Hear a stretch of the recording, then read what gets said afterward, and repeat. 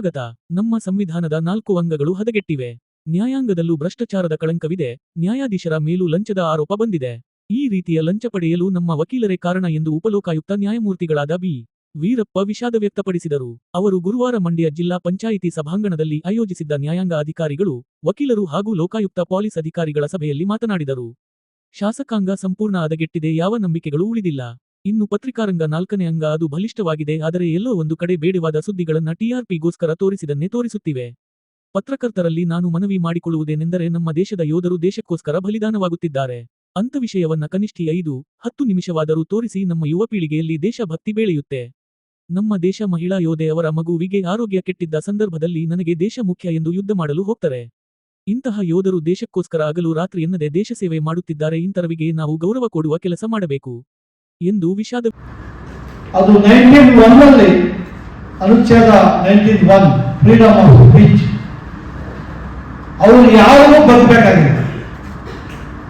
Pen is better than sword ಅಂತ ಆ ಕಾಲದಲ್ಲಿ ಹೇಳಿದ್ರು. ಆ ಪೆನ್ನು ಸ್ವಲ್ಪ ಅದುತ್ತಾ ಇದ್ದಾರೆ. ಅವರು ಚೆನ್ನಾಗಿ ಹೈಲೈಟ್ ಮಾಡೋದು ಯಾವುದು ಅಂದ್ರೆ, ಅಫ್ಕೋರ್ಸ್ ಮೂರು ನಂದು ಈ ನಾನು ಸುತ್ತಿದ್ದೆಲ್ಲ ಬಹಳ ಚೆನ್ನಾಗಿ ಮಾಡಿದೆ ಮಂಡ್ಯ ನಮ್ಮ ಪ್ರೆಸ್ ಅವರು. ಎಲ್ಲೋ ಒಂದು ಕಡೆ ಅವರ ಆಚಾರಕ್ಕೆ ಸಿಗಾಕೊಂಡ ಹೆಣ್ಣು ಮಗಳನ್ನು ವೈಭೀಕರಣ ಮಾಡ್ತಾರೆ. ಈ ನಾವು ಹೋಗ್ಬಂದುವ ಗಡಿಸು ಅದನ್ನ ವೈಭೀಕರಣ ಮಾಡಬೇಕು. ಕೆಟ್ಟ ಪೀಡುವವರು, ಕೆಟ್ಟ ಅಧಿಕಾರಿ ಮಾತಾಡ್ತಾ ಅವಾಗ ವೈಭೀಕರಣ ಮಾಡಬೇಕು, ಒಂದು ಸಹ ಮಾಡಂಗಿಲ್ಲ. ಜೊತೆಗೆ ನಾನೆಲ್ಲ ಪತ್ರಿಕಾ ಮಾಧ್ಯಮದಲ್ಲಿ ಮಿತ್ರರಲ್ಲಿ ವಿನಂತಿ ಮಾಡ್ತೀನಿ, ಸ್ವಲ್ಪ ದೇಶಭಕ್ತಿ ಬರಂಗೆ ನಿಮ್ಗೆ ಟೈಮ್ ನಮ್ಮದು ಟಿಆರ್ಪಿ ಬೇಕು. ನೀವು ಸರ್ವವ್ಯಾಪಕಲ್ಲ ಬೇಕು. ಜೊತೆಗೆ ಎಲ್ಲೋ ಒಂದು ಕಡೆ ಎಲ್ಲೋ ರಿಕ್ವೆಸ್ಟ್ ಮಾಡ್ಕೊತೀನಿ, ದೇಶಭಕ್ತಿ ಬಗ್ಗೆ ಸ್ವಲ್ಪ ಸಾಯಂಕಾಲ ಒಂದು 5 ನಿಮಿಷ 10 ನಿಮಿಷ ನಮ್ಮ ಸೋದರಿ ಮಿಲಿಟರಿ ಸಾಯ್ತಾರಲ್ಲ, ಯುದ್ಧ ಭೂಮಿಯಲ್ಲಿ ಪ್ರಾಣ ತ್ಯಾಗ ಮಾಡ್ತಾರೆ, ಅದನ್ನು ಸ್ವಲ್ಪ ಹೈಲೈಟ್ ಮಾಡಿ ಸರ್. ದೇಶದ ಬಗ್ಗೆ ಕಾಳಜಿ ಬರಲಿ ಜನರಿಗೆ. ಯಾರಿಗೂ ದೇಶದ ಬಗ್ಗೆ ಕಾಳಜಿ ಇಲ್ಲ ಸರ್. ಎಲ್ಲ ಸೊಸೈಟಿ ನಮ್ಮ ಸೆಲ್ಫಿಶ್ ಬುದ್ಧಿಯಿಂದ ಬಂದ ಸ್ವಲ್ಪ ಏನೋ ಯುದ್ಧ ಸ್ಟಾರ್ಟ್ ಇವಾಗ ಮತ್ತೆ ಆಗುತ್ತೆ ಅಂತ ಗೊತ್ತಿಲ್ಲ, ಆಗ್ಬೇಕು ನನ್ನ ಪ್ರಕಾರ. ಯಾಕೆಂದ್ರೆ ನಮ್ಮ ಜನರಿಗೆ ಬುದ್ಧಿ ಬರಬೇಕು. ಆ 10 ತಿಂಗಳ ಮಗುವನ್ನ ಬಿಟ್ಟು ಹೋಗ್ತಾರೆ ನಮ್ಮ ಸೋದರಿ ಸೈನಿಕೆ.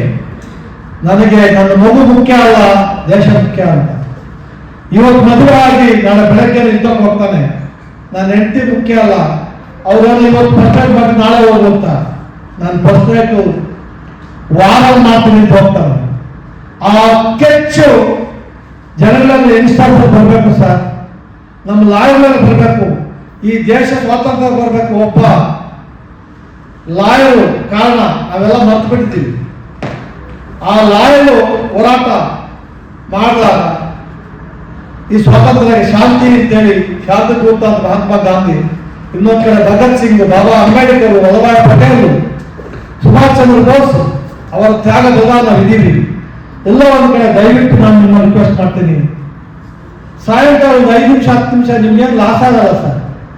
ದೇಶಭಕ್ತಿನ ಮಿಲಿಟರಿ ಅವ್ರನ್ನ ತೋರಿಸಿ ಈ ನಮ್ಮಂತವರೆಲ್ಲ ವಯಸ್ಸಾಗುತ್ತೆ, ನಮಗೆ ಹೋಯ್ತದು. ನನಗಿದೆ ಬ್ಲಡ್ ಎಲ್ಲ ಬಂದ್ಬಿಟ್ಟಿದೆ. ಸಣ್ಣ ಮಕ್ಕಳಲ್ಲಿ ದೇಶ ಪ್ರಮಾಣ ಬೆಳೆಸಬೇಕು. ಅದು ಮಾಡಿದ್ರೆ ಈ ಅಂಗಗಳಲ್ಲಿ ನಿಮ್ದು ಪಾತ್ರ ಇದೆ. ನಿಮ್ಮ ಟ್ಯಾಲೆಂಟ್ ಜೊತೆಗೆ, ನಿಮ್ಮ ಬದುಕು ಜೊತೆಗೆ ಸಮಾಜವನ್ನ ಬದುಕಿಸಿ, ಸಮಾಜ ಎಲ್ಲ ಅಂಗಗಳ ವೈಫಲ್ಯ ಎತ್ತಿ ತೋರಿಸಿ, ಆವಾಗ ಏನಾದರೂ ನಿಮ್ಮಿಂದ ಸಮಾಜ ಒಳ್ಳೆದಾಗಲಿ ಅಂತ ನಾನು ನಿಮ್ಮನ್ನು ಕೇಳ್ಕೊತೀನಿ.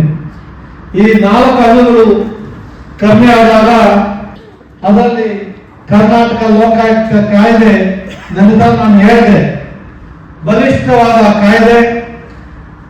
ಒಬ್ಬ ಸಿಟ್ಟಿಂಗ್ ಚೀಫ್ ಮಿನಿಸ್ಟರ್ ಜೈಲು ಕಳಿಸಿದ್ರು. ನಾವು ಕೆಲಸ ಮಾಡ್ತಾ ಇದ್ರೆ ಲೋಕಾಯುಕ್ತ ಕೆಲಸ ಮಾಡಬೇಕು, ನಮ್ಮ ಕಾನೂನು ಸೇವೆ ಪ್ರಾಧಿಕಾರ ಮಾಡಬೇಕು. ನಾನು ಕಾನೂನು ಅಧ್ಯಕ್ಷನಾಗಿದ್ದಾಗ ಸುಮಾರು ನಿಮ್ಮೆಲ್ಲರ ಸಹಕಾರ, ನಮ್ಮ ಸೋದರಿ ನ್ಯಾಯಾಧೀಶರು ನ್ಯಾಯವಾದಿಗಳ ಸಹಕಾರದಿಂದ ಸುಮಾರು 5,000 ಹಳ್ಳಿಯನ್ನ ನಾವು ಸುತ್ತೋಗುವ ಅವಕಾಶ ಆಯಿತು. ಸುಮಾರು 1 ಕೋಟಿ ಯಾಕೆ ಅಂತ ಅದು ನಮ್ಮ ಆನಂದ್ ಹೇಳ್ಬೇಕು, ಬ್ರಿಗೇಶ್ ಹೇಳ್ಬೇಕು, ನನಗೆ ಗೊತ್ತಿಲ್ಲ. ಅದ್ರ ಬಗ್ಗೆ ನಾನೇನು ಮಾತಾಡಲಿಕ್ಕೆ ಇಷ್ಟಪಡಲ್ಲ. ಇಲ್ಲಿ ನಮ್ಮ ವಕೀಲರ ಪಾತ್ರ ಅಧ್ಯಕ್ಷರೇ ರಾಜೇಂದ್ರ, ನಾನು ಎಲ್ಲ ಡಿಸ್ಟ್ರಿಕ್ಟ್ ಹೋದಾಗ ಹೇಳ್ತಾ ಇದ್ದೀನಿ, ಕೋರ್ಟ್ ಬಂದು ಕೇಸ್ ಆರ್ಗ್ಯುಮೆಂಟ್ ಮಾಡಿ ಜಡ್ಜ್ಗಳ ಮೇಲೆ ಜಗಳ ಮಾಡಿಬಿಟ್ರೆ ನಮ್ಮ ನ್ಯಾಯವಾದಿಗಳ ಪಾತ್ರ ಮುಗ್ದಿಲ್ಲ. ತಿಂಗಳಿಗೆ 1 ಸಲ, ತಿಂಗಳಿಗೆ 2 ಸಲ ಹಳ್ಳಿಗೆ ಹೋಗಿ ಈ ನ್ಯಾಯಾಂಗದ ಬಗ್ಗೆ ನೆರವು ಜನಗಳಿಗೆ, ಸುಮಾರು ಜನಕ್ಕೆ ಪಾಪ ಕಾನೂನು ಅರಿವೇ ಗೊತ್ತಿಲ್ಲ. ಫ್ರೀ ಇಂಡಿಗೆ ಕೊಟ್ಟು 3 ಲಕ್ಷ ಒಳಗಡೆ ಕೊಡ್ತೀವಿ ಅಂತ ಸುಮಾರು ಜನ ಗೊತ್ತೇ ಇಲ್ಲ. ನಾನು ಆನಂದ್ ಕೊಡಪ್ಪ ಅಂತ ನಾನು ಸುಮಾರು ರೆಫರ್ ಮಾಡಿದೆ ನಮ್ಮ ಆನಂದ್ಗೆ. ಎಲ್ಲ ಒಂದು ಕಡೆ ಜನಗಳಿಗೆ ಸ್ಪಂದಿಸ್ಬೇಕು ಸರ್. ನಾನು ವಕೀಲನಾಗಿ 27 ವರ್ಷ ಕೆಲಸ ಮಾಡಿದ್ದೀನಿ. ನನ್ನ ಕೆಲಸ ಜೊತೆಗೆ ನಿಮ್ಮ ಪ್ರೀತಿ ತಗೊಳ್ಳಿ, ಕಷ್ಟಪಡಿ ತಗೊಳ್ಳಿ, ಸ್ವಲ್ಪ ಸಮಾಜ ಸೇವೆ ಇರಬೇಕು ಸರ್. ನಮ್ಮ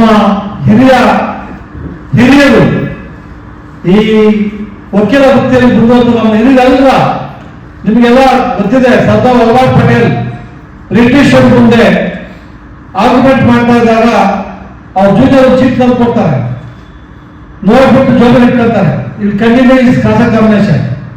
ಒಂದೊಂದು ಕಾಲಿಗೆ ಹೋಗ್ತಾರೆ. ಮತ್ತೆ 2 ಬಂದಾಗ ಆ ಬ್ರಿಟಿಷ್ ನ್ಯಾಯಾಧೀಶರು ಕೇಳ್ತಾರೆ, ಏನ್ ನೀವು ಚೀಟಿ ಬೆಲೆಗೆ ಇನ್ನು 100 ಕೊಟ್ಟಲ್ಲ ಅಂತ. ಇನ್ನು ತೆಗೆದು ನನ್ನ ಹೆಂಡತಿ